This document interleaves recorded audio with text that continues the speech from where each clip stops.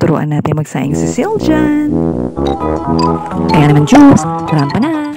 At eto na nga, batang ito nagsisilgan siya, yes mga tol. Gustong matutong magsaing, kaya ayan, pinasando ko na sa kanya sa rice cooker ang sinaing. At yan, nagsisimula na siyang maghugas ng rice cooker. Kasi naman ang batang ito, pag may nakikita kong ginagawa, ginagaya, lalo na sa pagluluto, paglilinis ng kung ano-ano dito sa bahay. Nakakatawa lang sa batang to, kahit sa ganyang edad niya. Nako, gustong-gusto nang magtrabaho lagi sa bahay. Gusto magluto, maglaba, magsaing, maglinis. Yun ang nakakatawa kay Silvia na hindi nyo alam. Kaya habang bata pa lang, maganda talaga turuan natin yung mga anak natin ng mga gawaing bahay para pagdating na halimbawa mayroon kang sakit or wala ka, natututo silang gumawa ng gawaing bahay, hindi yung puro na lang cellphone. Laro, di ba? Hindi nakakatulong sa mga magulang. Kaya masaya ang mga magulang pag uuwi ng bahay, naglilinis ng bahay ang mga anak nila, di ba? Kaya bata pa lang turuan natin ang mga anak natin. Di ba tama naman ako? Kaya natutuwa ako sa mga anak ko pag yan. Kukuha, mami, kukuha na ako ng walis. Magwawalis na ako. Mami, magsasaing ako. Mami, maglilinis po ako. Kaya nakakatawa, masarap sa pakiramdam kasi minsan tayo nagtatrabaho, napapagod, di ba? Pagdating ng bahay, tapos dadating tayo, magulo yung bahay. Anong pakiramdam nun? Oh my goodness! Dapat talaga, bata pa lang turuan natin ang mga anak natin na maging masipag sa bahay. Kasi alam mo, pagdating na sila ay malalaki na yan, pagdating ng sila ay may sarili ng bahay, hindi magiging horror house yung bahay nila. Diba? Diba? Tama naman ako doon. Diba? Mga karampa? Yan, hugasan mong maigi yung bigas. At pagkatapos, ibuhos mo ng dahan-dahan ng tubig para wag matapon ang bigas, ha? Bakit kailangan tumulong sa mga magulang, Siljan? Habang bata pa po, tumulong po sa mga magulang. Para po hindi mahirapan ang ating mga magulang po. Tama yun. Very good si Siljan, ha? Kaya bata pa lang turuan natin sila ng gawaing bahay. Wiling-wili naman ang bata habang tinuturuan ko. Sabi ko sa inyo, paglaki ng mga yan, wala kayong pagsisisihan. Kasi matatandaan nila kung ano yung tinuro nyo sa kanila, lalo na sa mga gawaing bahay.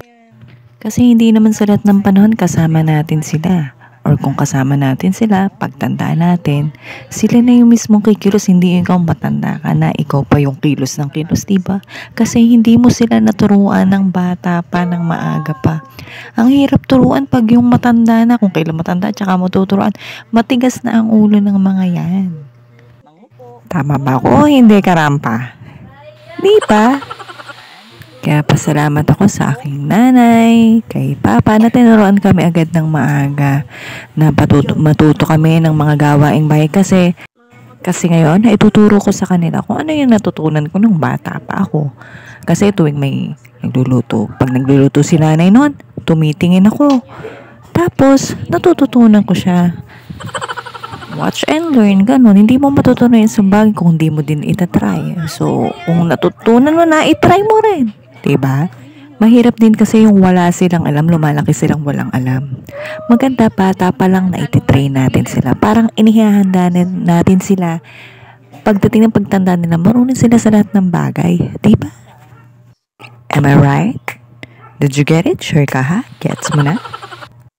Home economics yan eh. What is another term for economics? Another term for economics is household management. Yan yun eh, household management. Ano na, Siljan? Tapos ka namang maghugas ng bigas? O yan, ngayon, tatansyahin mo na kung gaano kadami yung tubig. Yan, imi-measure mo siya sa pamamagitan ng ating daliri. Sa pamamagitan ng hinlalato. Hinlalato ang pang-measure dyan. Hinlalato. Dyan, hindi lato-lato ha. Hinlalato. In English, yun yung ating middle finger. Yan, dyan mo siya i-measure kung gaano ka taas yung tubig para hindi malata ang pagsasaing ng tubig.